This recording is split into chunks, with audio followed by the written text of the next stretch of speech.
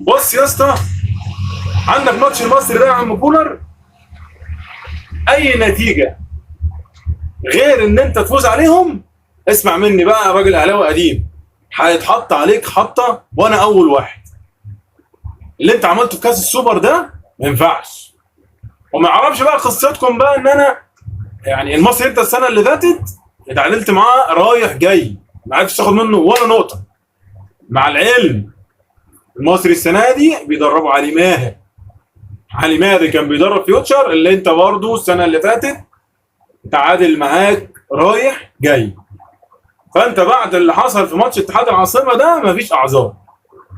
هتقول لي الولد الاجنبي اللي انت جايبه ابو 35 سنه ده هيبدا، ونفس القصه بقى السيناريو بتاع المستبعدين بتاع السنه اللي فاتت اللي بيتكرر معانا.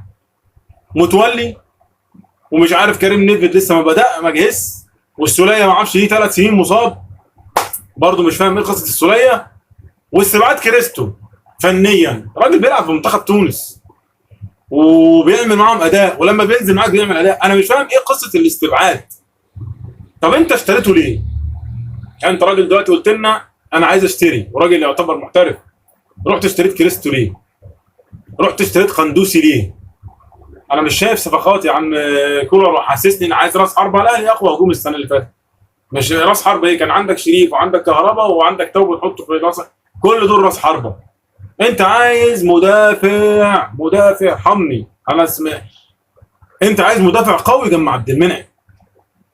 طلعت ورقه حمدي فتحي رغم انه من اهم الاوراق. حمدي فتحي ده انت هتندم عليه ندم، انا بقول لك اهو، لان امام مش هيعرف يعمل الادوار الدفاعيه اللي كان بيعملها حمدي فتحي، والادوار التكتيكيه ان هو وقت الهجمه بتبقى عليك بيبقى مدافع خامس، وقت ما بيبقى معاك الكره في نص الملعب بيبقى ثالث، ولما الكره بتبقى في التلت الاخير بيخش كمان راس حربه ثاني.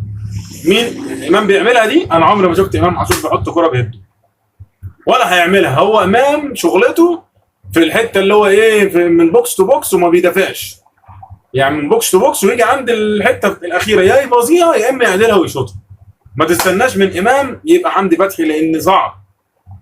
نموذج حمدي فتحي ده والنموذج الالتزام التكتيكي بتاع حمدي والرجوله والجرينتا بتاع حمدي مش هتلاقيها في امام.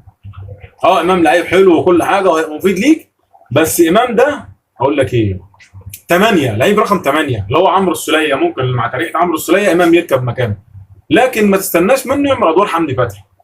يعني انت بكره صلاح محسن لتراكم البطاقات مش هيلعب، ادي واحد. كريستو مش هيلعب، نيدفيد مش هيلعب، سوليه مش هيلعب، متولي مش هيلعب، فاحنا التشكيل يعتبر كده خلاص. هل هتلاعب شوبير على الشناوي؟ اكيد لا، هتلعب الشناوي. هتلاعب اثنين، هتلاعب مع عبد المنعم وياسر، يا اما عبد المنعم ورامي وياسر ورامي الاثنين، يا قلبي لا تحزن.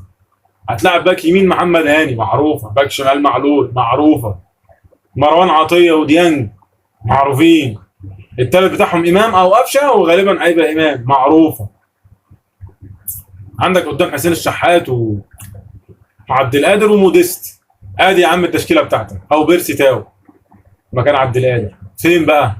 هل ابو 35 سنه ده هنشوف بكره بقى يعمل ايه؟ ابو 35 سنه اللي انت جايبه راجل لعب 29 ماتش، انا مش فاهم، لعب 29 ماتش مع دورتموند جاب جونين، جاب جونين يعني ده محمد شريف مش احسن منه؟ يعني راجل جاب جونين. انا بصراحه مستني ماتش المصري ده.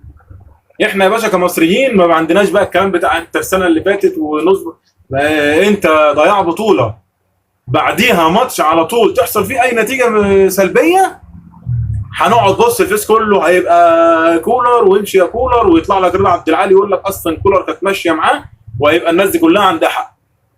لان انا بشوف ان انت كولر انت مدرب كويس كل حاجه وفرض شخصيتك وبتعمل ادوار جديده للعيبه، بس الكره الممتعه مش موجوده.